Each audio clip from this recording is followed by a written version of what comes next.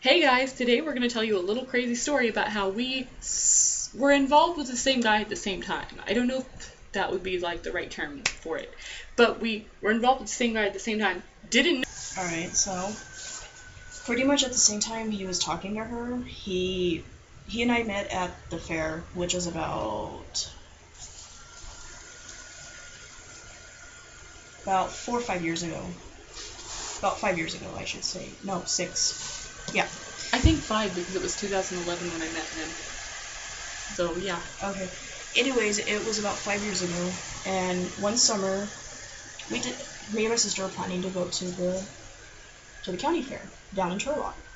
So it just so happened that we went on a night when George, his friend Daniel, and Daniel's girlfriend Sophie, and Are those made up names? Because I don't remember their names. Yes. Okay. They also went with us to San Francisco, just to throw that in there. But anyways, that's a side note for her on that. Anyway, so Daniel and Sophie, I actually had known them for like a while. not even a year, probably about like 6-8 months or so, because I had just met my ex like not even too long before that all this happened. Anyway, so they were there, the three of them, and me and my sister were walking because my other best guy friend had to leave because he had something that happened, so he had to leave the fair early.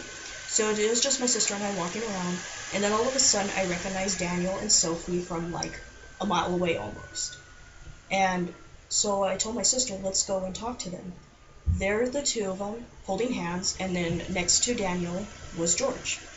So I caught up with them and I was like, hey, what are you guys up to? And Daniel looked kind of surprised and he's like, oh, hey, what are you doing here? And I'm just like, oh, we're just kind of chilling, walking around, whatnot. And he was like, oh, cool. And then by this point, it was like already nighttime, so the fair wasn't even expected to close for like another 2-3 hours. But since my sister and I had been there for like an hour already, and on top of that, there was like so many people. So my sister decided, let's call mom and have her come pick us up. Cool. Why not? So we're all sitting there, the five of us, talking about whatever, and Daniel and George had their own little weird conversation going on, and Sophie was just kind of quiet, so I decided to talk to her so she wouldn't feel awkward just as much as I wouldn't want to feel awkward. So while we're all talking, finally George happens to look in my direction, and he kind of starts talking to me. So I'm just like, okay. I don't know how he went from not talking to me, then all of a sudden wanting to actually talk to me. And it was funny because right before that, he and Daniel were kind of looking in my direction, even though we were all sitting. They were discussing you as if you should ask for your number or not. I can guarantee it. So Something- why else would he go Probably. from not talking to you to talking to you all of a sudden? Yeah. And why were they talking about you, looking at you, if they weren't talking about you? Just saying. Yeah, and that went on for like a good 5 seconds, so I thought, oh, well, no big deal, whatever. And so finally we're talking, and then Daniel and Sophie decided to sit like 2 bleacher rows behind us. And so my sister stayed with me, and it was just me, George, and my sister on the same row. And so George and I started talking, and we exchanged numbers thinking, oh, hey, cool, another person to meet, another person to talk to, whatever. So we're talking, so we didn't really text much that night because, I don't know, for some reason we didn't text that much. And then finally the next day, he texted me, good morning. So I thought, oh, hey, he actually texted me. Because I thought, oh, maybe he just wanted to trade numbers just to be stupid. I thought it was probably some prank or whatever. But it turns out he actually cared to talk to me, or so I thought. One of his first questions to me was if I was a virgin. And I looked at him, I looked at the text message, and I was like, what? Why would you ask me that kind of question? You barely know me for like not even 24 hours, and you're already asking me personal questions? Something didn't settle right with me there. So to get more out of him, I just texted him, that's none of your business. But that didn't last too long. Then he proceeded to ask what type of underwear I wear. And I was like, what? Again, why are you even asking me that kind of question? Like, who gives a shit? If I wear a guy's boxers, whose business is it of that? You know? And He just trying to smash. yeah. And then he says that if I wore quote-unquote granny panties, it was a major turnoff to him. And any girl that has one speck of pubic hair is also a major turnoff to him. Her cooch had to be bare. I mean, I can kind of see that because I don't like being super hairy down there either. But like, some people get unrealistic with it. Okay, business. We don't look like how it looks like in porn. If you're a regular girl, you probably don't look like how it looks like in porn. Just saying. Either way, though, it's like nobody's business if you're hairy or not. You know what I'm saying? I mean, it's different if you're in a relationship, but for someone who doesn't fucking know you, yeah, your boyfriend or girlfriend are the only ones that have the right to. I mean, of course they're gonna see you nude, but like somebody creepy that you barely know for like 18 hours. So we're talking, and then he wanted me to go to his house for like 3 days. For the longest time, to him, for the longest time was 3 days, which to me, like, dude, we haven't even known each other for a week, let alone not even like a few months, and you already insisting on me to go to your house. And apparently he wanted me to go to his house because he didn't want to be quote-unquote lonely. Why? Because he was hanging out with Daniel and Sophie quite frequently, and it made him feel bad at the fact that he didn't have a girlfriend, let alone a female to hang out with. So I told him, well, there's nothing wrong with hanging out as a third wheeler, even though it may suck at times. I mean, I know how it feels.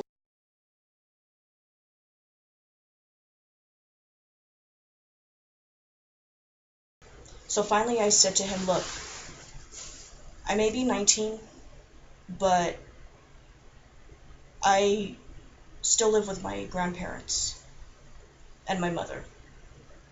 And not even my mother can implement the rules in our house, because it's not her house, it's not my house, it's not my sister's house, it's both my grandmother and my grandfather's house. Although my grandma was living at the time, it was still, I mean, I always will call it her house, but they were her rules.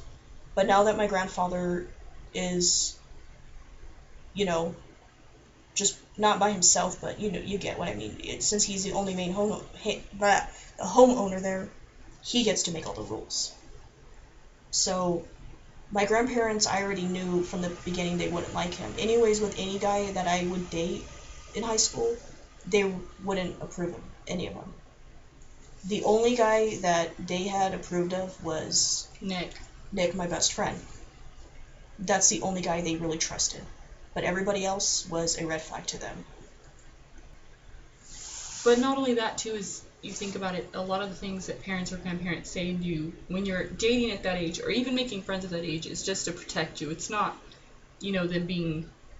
But look how accurate they were with not trusting exactly, the guys. But the thing is, because parents have had so much experience, exactly. They know more shit than you. So sometimes it pays off to just listen to them. So, again, George tried to insist on taking me to his house.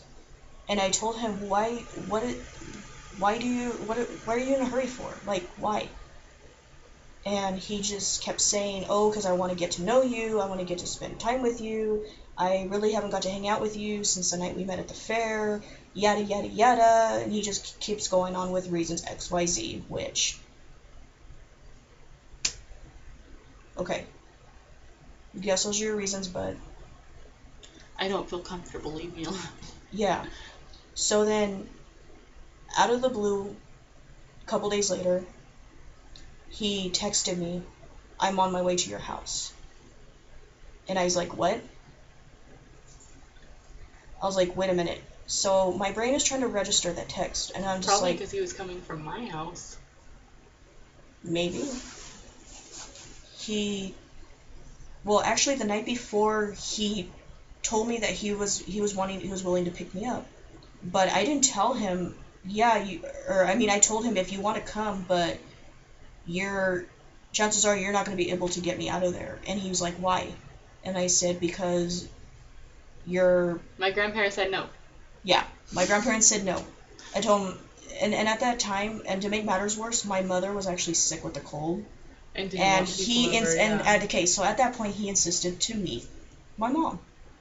And I told him, he did that shit to you too. He tried. He did that to me when we went, didn't he? Trying. So he comes, and it's just him and Daniel, and they ring the doorbell. I answered the door, and there they are standing there, and the first thing George says to me is, "Can I meet your mom?"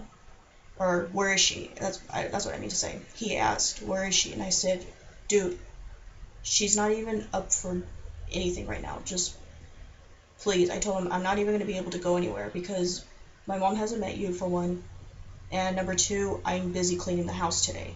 And the only reason I'm cleaning the house is because she's sick, and she was going to do it. I mean, I was still going to help her, but I'm going to have to do pretty much everything since she's not going to be able to help me with it." And so I think that like annoyed him, because he then had the audacity to tell me, "Well, I didn't waste gas all the way from Turlock to here, and for you to not be able to go." He basically tried to say that it was my fault that he had wasted his gas. And I told him, "Well, nobody freaking told you to come anyway. And I had forewarned you about my mother being sick, but you don't want to listen to me, so it's actually your fault for coming this way." He had put pictures of her and him at San Francisco. And it was funny because after I didn't quote unquote, or after I quote unquote didn't give in to what he wanted, about a few days after that, I want to say, he put up pictures on Facebook, because I was still friends with him at the time, and there were pictures of him, her, Daniel, and Sophie, as she mentioned in her part of the story about San Francisco.